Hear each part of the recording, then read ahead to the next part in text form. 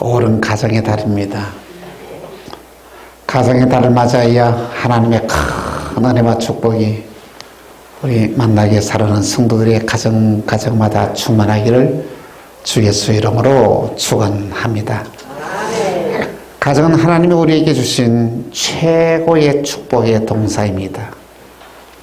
우리는 가정에서 힘을 얻고 또 새로운 출발을 매일매일 하고 있는 것입니다. 가정의 구성원들을 향하여 우리는 식구라고 합니다.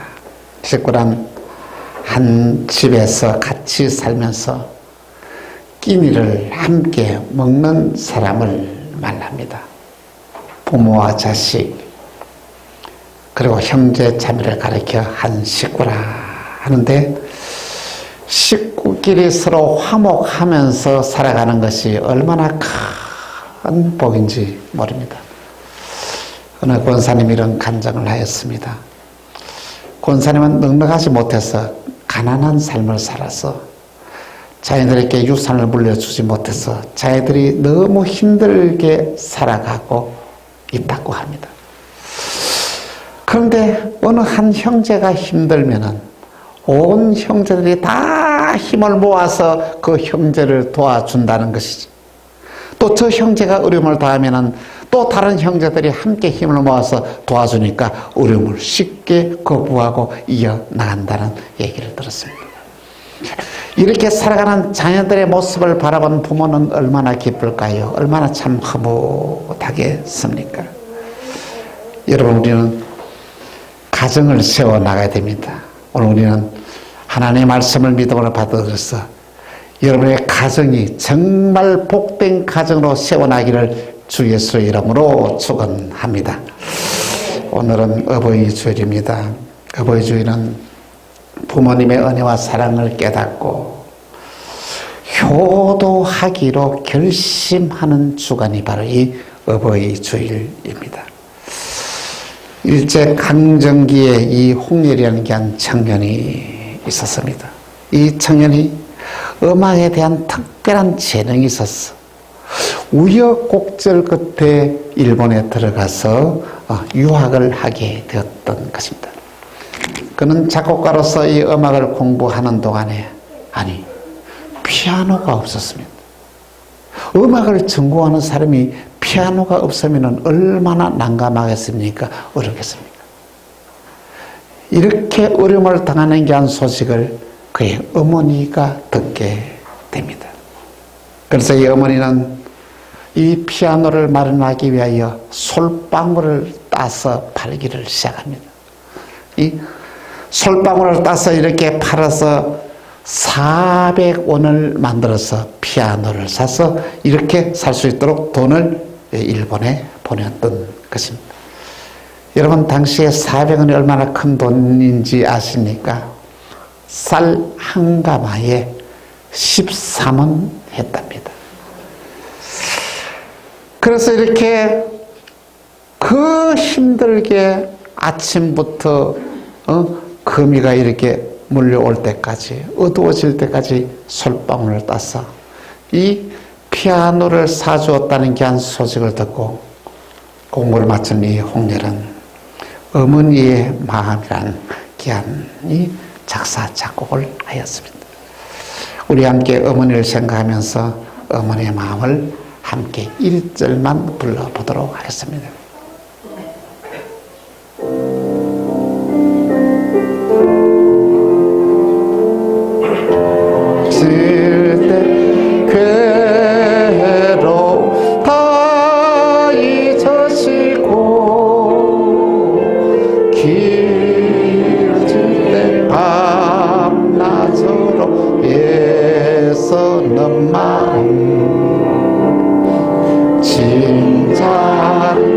마른 자리 갈아놓으시며 손발이 다닳도록 고생하시네. 하늘 아래 거무신 너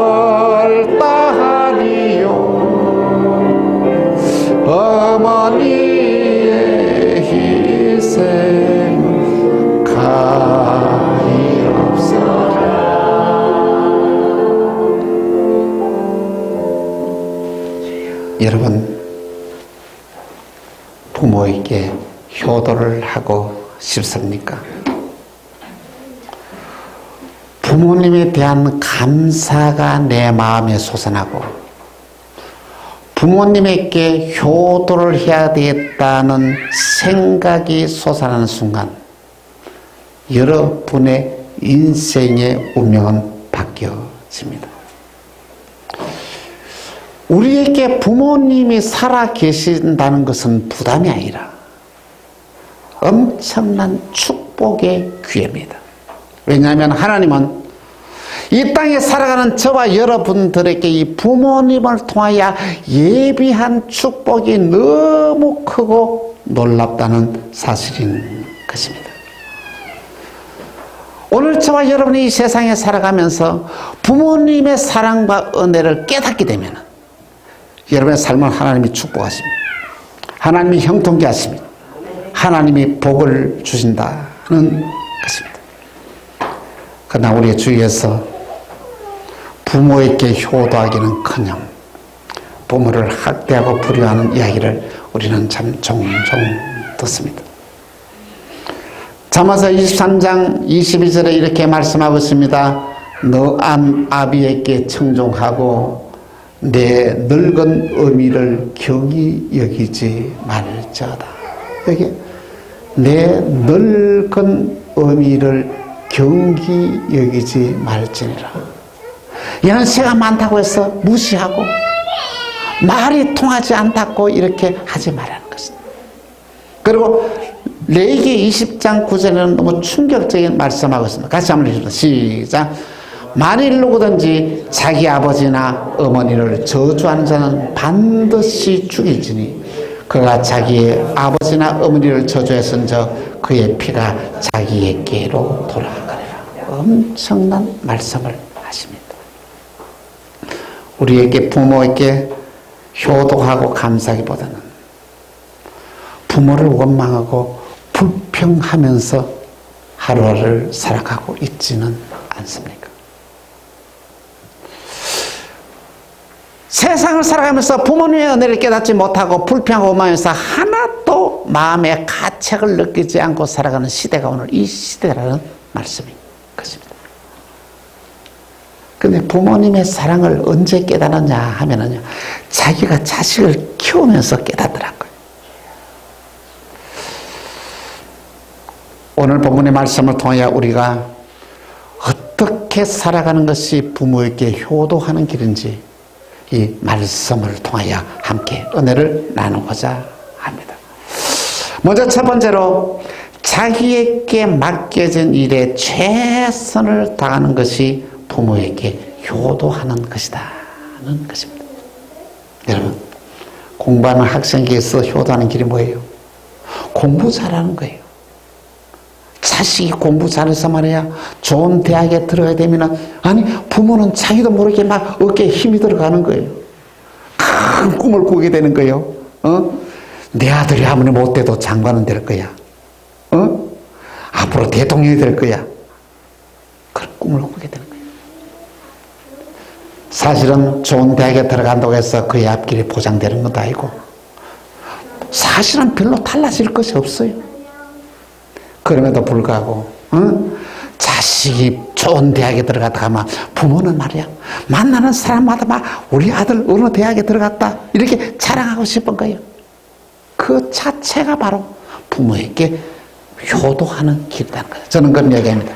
공부 잘하는 학생은 학교 다니면서 이미 다 효도를 다 했다. 그런 이야기를 제가 종종 하게 됩니다. 또한 직장에 다니는 자녀들은 열심히 일해서 상사로부터 인정받고 이렇게 진급을 하는 것이 누가? 부모에게 효도하는 길이다. 여러분, 이 시대에 직장 들어가기가 얼마나 힘듭니까? 얼마나 어렵습니까?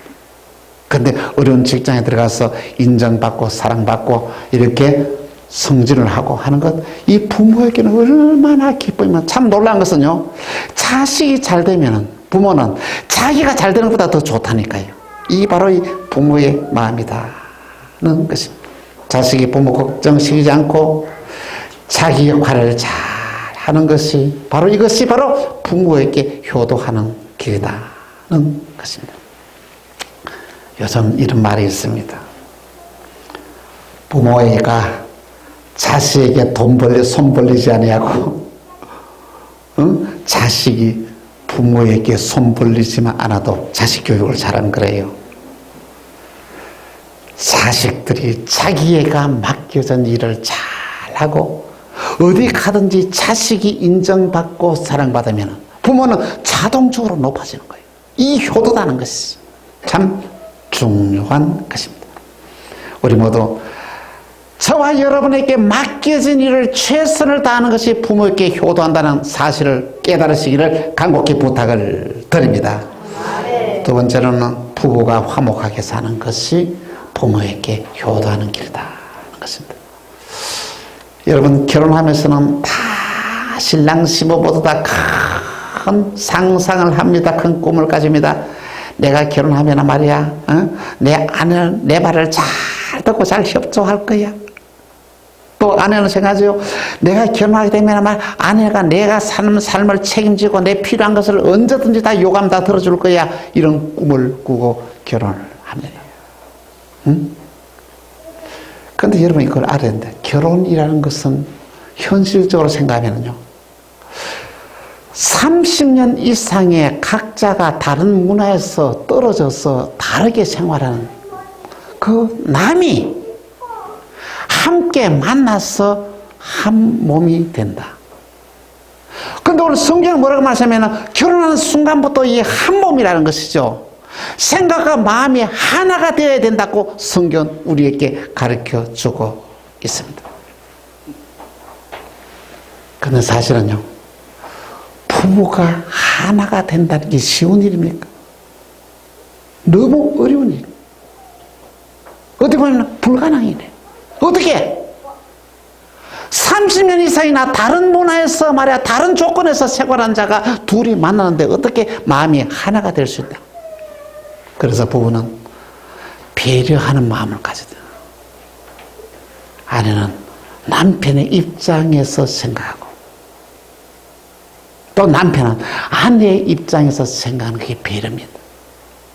이 배려심에 반대되는 것은 이기심입니다. 자기만 생각하는 거예요. 자기 욕구만 생각하는 거예요. 자기 원하는 것만 하려고 하는 거예요. 이것은 가정을 파탄시키는 계기가 된다는 것입니다. 부부관계를 무너뜨리는 최고의 적이 있다면 이기주의다는 말입니다. 여러분 여보라고 부르죠. 여보라는 말이 여러분 무슨 말인지 아십니까? 이 말은 당신은 여자 중에서 가장 보배로운 존재라는 것이죠. 여보가 되면 당신은 이 세상에 살아가는 많은 사람들 중에서 가장 보배로운 존재라는 것을 여보라고 하는 거예요.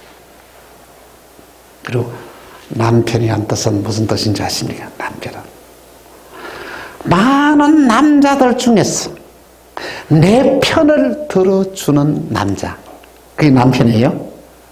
많은 사람 중에서 어떤 경우에서라도 내 편을 들어주는 것은 이 바로 이 남편이다는 것입니다. 그렇습니다. 가정마다 위기가 있습니다. 위기가 없는 가정은 없습니다. 그러나 이 위기를 잘 극복하면 기회가 됩니다. 부부가 위기를 통해서 가정이 세워지고 잃어버렸던 행복을 이 위기를 통하여 다시 회복하게 되는 것입니다. 자식이 부모를 향한 가장 큰 효도가 있다면 부부끼리 서로 사랑하면서 살아가는 거예요. 자식이 부모에게 가장 불효하는 것이 있다면 같이 못 살겠다고 싸우고 이혼하는 거예요. 여러분 오늘 저와 여러분이 부모에게 효도하는 길이 뭐냐 하면은요 부부끼리 서로 화목하고 사이좋게 잘 지내는 그것이 바로 부모에게 효도하는 길이다라는 말씀인 것입니다. 여러분 꼭 기억하면서 여러분의 가정마다 행복하게 살아가는 것이 부모에게 효도하는 것입니다. 효도하는 여러분들 다 되기를 주 예수 이름으로 축원합니다. 세 번째로 부모에게 순종하면은 범사가 잘 되고 번성합니다. 범사가 잘 되고 번성하는 가르침을 가서야 형통한다. 이 형통의 복을 말합니다. 오늘 본문은 이렇게 말씀하십니다. 내 아버지와 어머니를 공경하라. 이것은 약속 있는 첫 계명이니 내가 땅에서 잘 되고 장수하리라. 여러분, 공경한다는 것은 무슨 뜻입니까? 여러분의 마음속에 중심으로 존경한다는 것이죠.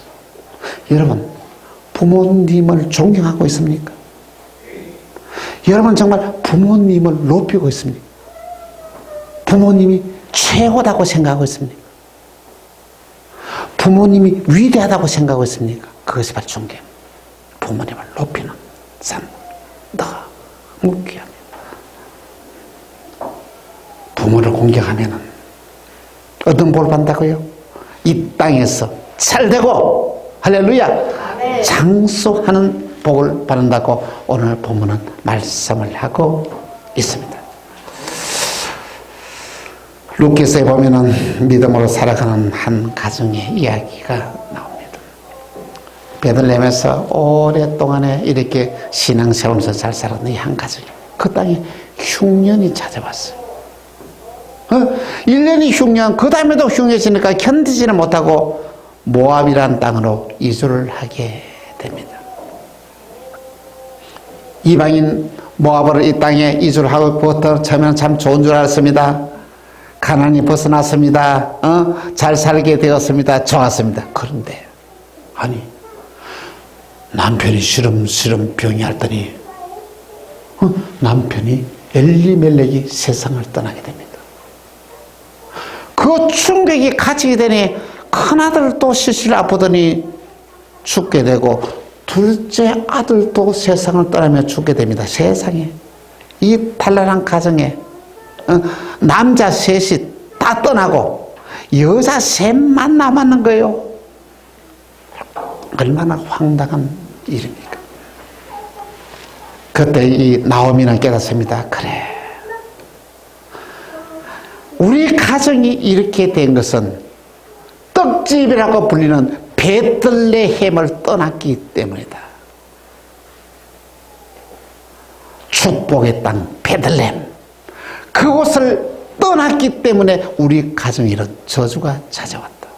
그 회개하는 마음으로 두 자부를 부릅니다. 두 자부 내려오너라. 얘들아, 우리 집에 시집 와서 너희들이 너무 수고 많이 하고 고생 많이 했다.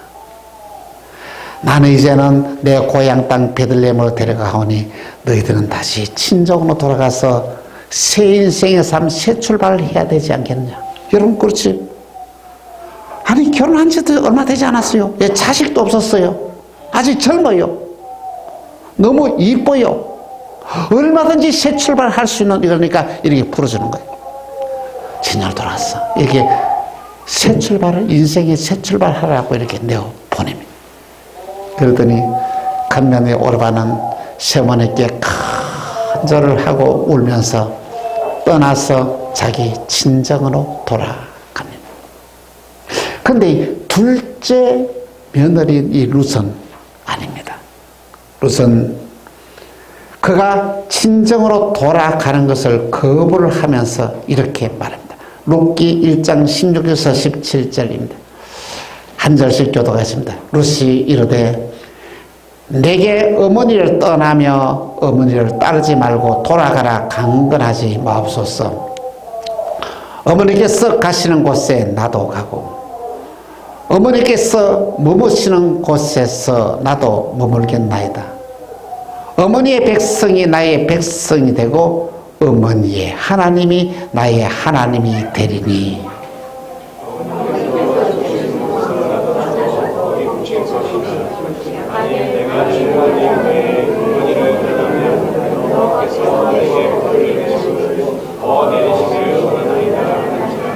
할렐루야. 아멘. 뭐라고요? 친정으로 돌아가서 새 출발하라는 건데 이 시어머니를 떠나지 아니하고 어머니를 따르겠다는 것입니다. 야, 보통 결심이에요. 그래서 이방 여인으로선 시어머니를 따라서 베들레헴으로 돌아오게 됩니다. 아무것도 없는 이 가정에 생활하기 위해서 처음에 했습니까? 이삭 죽기를 합니다. 이삭을 주어서 그의 시어머니를 먹여 살리는 거예요.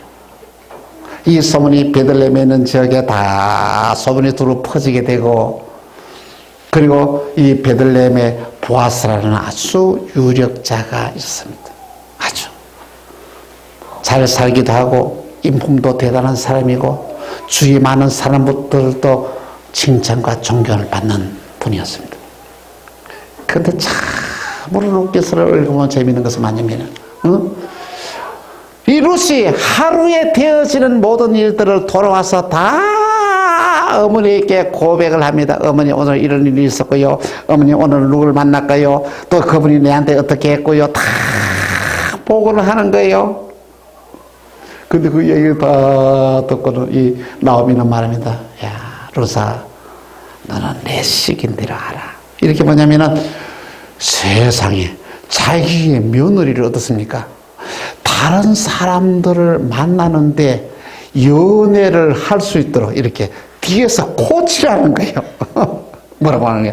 이 보아스의 장막에 몇 시부터 몇 시일 것이니까 너는 깨끗이 목욕을 하고 난 뒤에 조용히 그 장막에 들어가서 그 보아스가 피곤하고 잘 때 그거 같이 자라는 것이죠.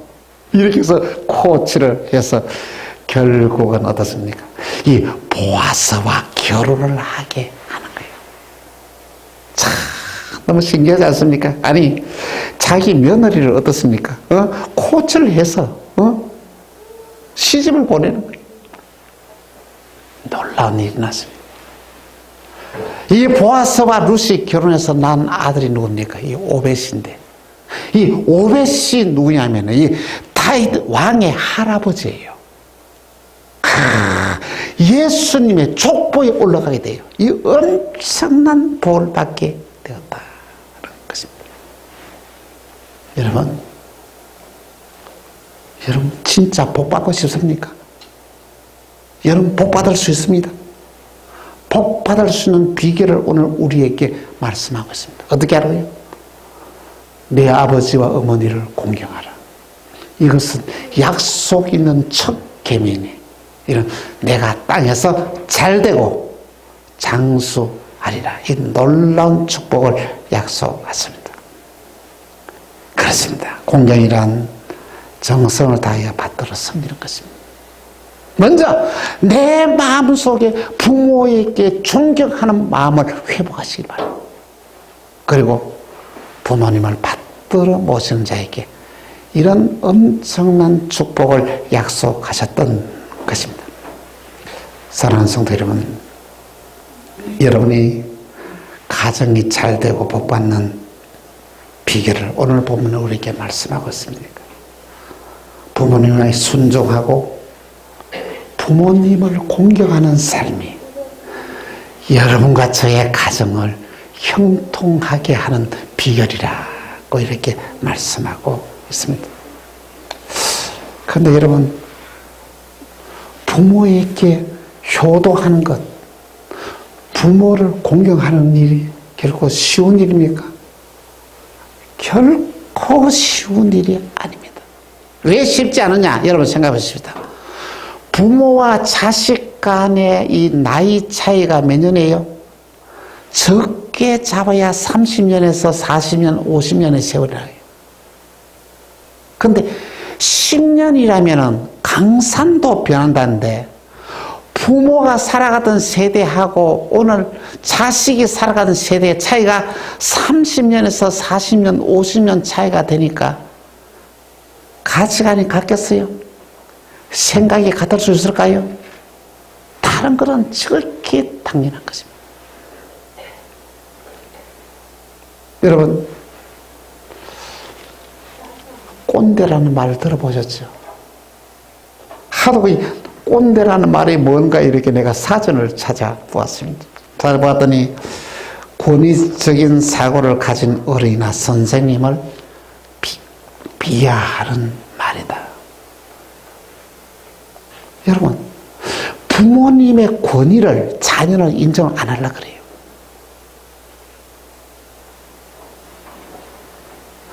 부모님의 이 권위를 인정하는 순간부터 여러분의 생각이 바뀌는데 인정 안 하려고 그래요. 그걸 권위를 인정하지 않기 때문에 존경심이 생기지 않는 거예요. 하면 니나니랑 똑같다 이 말이죠. 참 어렵습니다. 왜? 세대 차이 때문에. 세대 차이를 우리는 극복하기가 너무 어렵습니다. 30년, 40년 세대 차이를 어떻게 극복하고 하나가 될 수 있냐는 것은 굉장히 어렵다는 것입니다. 그 말은 부모 공격이 결코 쉬운 것이 아니다는 것이죠. 그런데 여러분 걱정하지 마십시오. 우리에게는 길이 있습니다. 할렐루야. 어떻게? 여러분의 마음의 방향만 바꾸면은 누가? 성령님이 도와주시는 거예요. 내가 부모에게 잘해야 되겠다. 내가 부모에게 효도해야겠다. 생각만 하면 방향만 바꾸면 누가? 성령님이 우리를 도와주시기 때문에 우리는 부모에게 잘할 수가 있습니다. 부모에게 효도할 수가 있습니다. 왜? 성령님이 나를 도와주시기 때문에 가능하다는 것입니다. 저는 이 자리에 계신 여러분에게 말합니다.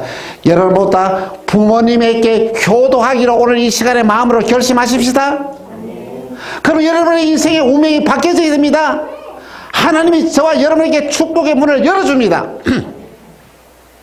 또 이 자리에 계신 여러분에게 말씀을 드립니다. 자녀들로부터 효도받는 부모님들이 다 되십시오. 여러분이 자녀로부터 효도를 받아야 됩니다. 왜 효도를 받아야 되냐면 자녀로부터 효도를 받아야 자식이 잘 된다는 거예요. 여러분이 자녀들부터 효도받지 못하면 여러분 자식이 잘 안 된다는 거예요. 그렇습니다. 우리는 하나님을 아버지라고 부르는 자입니다. 그래서 참된 효도가 어디서 나와요? 이 기독교에서 나왔습니다. 성경이 이르면 네가 진짜 하나님을 섬기느냐? 너 부모를 섬기라는 것이. 너 부모도 섬기지 않으면서 어떻게 네가 하나님을 섬긴다고 말할 수 있느냐? 이렇게 성경은 우리에게 말씀을 하고 있습니다. 저희 신학교 동기인 김종호 목사님의 카톡에 이런 글이 올라왔습니다. 김종호 목사님의 어머님이 지금 93세인데요. 93세인데 이 30년 동안에 자기가 목회를 하면서 어머님에게 어떻습니까? 자기는 꼭 11조 봉투를 2개를 만들었어. 하나는 하나님께 봉투를 드리고 하나는 부모님에게 30년을 드렸답니다. 그러니까 결혼하고 30년이 지났다. 이제 목회를 하고 30년이 되었으니까 그 전에 그 자녀들도 이제는 성장해서 군대를 갔다 오고 난 뒤에 이제 결혼을 하게 돼요. 근데 놀라운 것은요, 그 아들이 첫 번째 월급을 받아오면서 어떻습니까? 11조 봉투를 2개를 가져오더라는 것이죠. 하나는 하나님께 드리고 11조 봉투 하나는 부모님에게 드리는데 어떻습니까? 여러분, 심는 대로 거두는 것입니다. 응? 여러분이 부모에게 잘하는 만큼 효도를 받게 되어 있습니다. 여러분이 부모에게 불효하는 것만큼 여러분들도 자녀로부터 불효를 받는다는 것입니다. 이거 성경에 올린 것입니다. 어버이주를 맞아요. 여러분, 우리 결심하십시다. 자녀들은 부모님에게 효도해야 되겠다는 마음으로 한번 결심하십시오. 또한 부모님은 자녀들로부터 효도를 받아야 되겠다고 결심하십시오. 저 주관입니다. 저는 자녀로부터 효도를 받기를 바랍니다. 그 이유가 뭐냐? 그래야 자식이 잘 된다는 것이죠. 여러분도 한번 그렇게 생각하십시오. 자식으로부터 효도 받아야 됩니다. 효도 받아야 여러분 자식이 잘 됩니다. 오늘 본문에 여러분이 장수의 복은 어떤 복이냐 하면은요, 그냥 오래 사는 복만 이야기하는 것이 아닙니다. 90이 넘고 100세 사는 게 이 장수의 복이 아니라는 것이죠. 이 장수의 복이라는 것은 뭐냐면, 첫째, 재물의 장수의 복이 있습니다. 어떤 사람들은요, 순식간에 한 대 딱 잘 살다가도 순식간에 망해버리는 거예요. 이 장수의 복 받은 게 아닙니다. 장수의 복을 받은 것은 이 재물을 오래오래 가지고 있는 것이죠. 그 대표적인 사람이 있죠. 경주 최보자 이야기 들어보셨죠? 그 부를 몇 년 동안에 400년 동안에 유지했다는 것이죠. 그 비결이 뭔지 아십니까?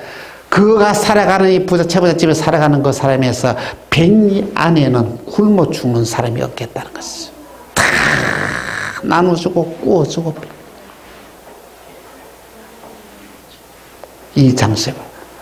오늘 저와 여러분께 재물의 장수의 복이 있으면 내가 가졌던 이 재물을 갖다가 오랫도록 가지고 있는 장수의 복을 말합니다. 그리고는 명예의 장수의 복 있습니다. 어떤 사람들 한순간에 존경을 받다가도 어느 순간에 뭐가 터져가지고 완전히 땅에 떨어져. 이거는 명예의 장수의 복이 아닙니다. 어떤 사람은 인기의 장수의 복. 한때는 막 인기가 높아가더니 어느 순간에 인기가 딱 떨어져. 특히 연예인들, 가수들 얼마나 많습니까? 막 잘 나가던 사람이 떨어진. 그러나 오랫도록 유지하는 그 인기가 이 장수의 복이라는 것입니다. 부귀와 영화의 장수의 복. 부귀의 영화를 한순간만 누리는 것이라 오랫도록 지속하는 이 장수의 복. 여러분, 이 장수의 복이 어디로부터 온다고요? 부모를 공경하는 데부터 이 복이 온다고 오늘 성경 우리에게 말씀하고 있습니다. 여러분, 오늘 저와 여러분이 이 말씀을 믿음으로 받아들여서 부모에게 효도하는 마음으로 결심을 하면은 누가 도와준다고요? 성령님 도와줍니다. 여러분이 효도할 수 있도록 도와주십니다. 그러면 우리는 이렇게 장수의 복을 누리게 된다는 것이죠. 이 장수의 복이 이 어버이주일을 맞아야 이 시간에 예배를 드리는 저와 여러분에게, 여러분의 가정에, 여러분의 생업에, 여러분의 자녀들에게 이 장수의 복이 임하기를 주 예수의 이름으로 축원합니다. 기도하겠습니다. 주님, 어버이주일을 맞아야 장수의 복의 비결을 말씀을 하셨습니다. 부모를 공경한 자에게, 부모에게 순종하는 자에게 이 장수의 복을 약속하셨는데, 우리 만나게 살아가는 성도들의 가정마다 신명마다 부모에게 효도하여서 이 장수의 복을 받아 누리게 하여 주옵소서.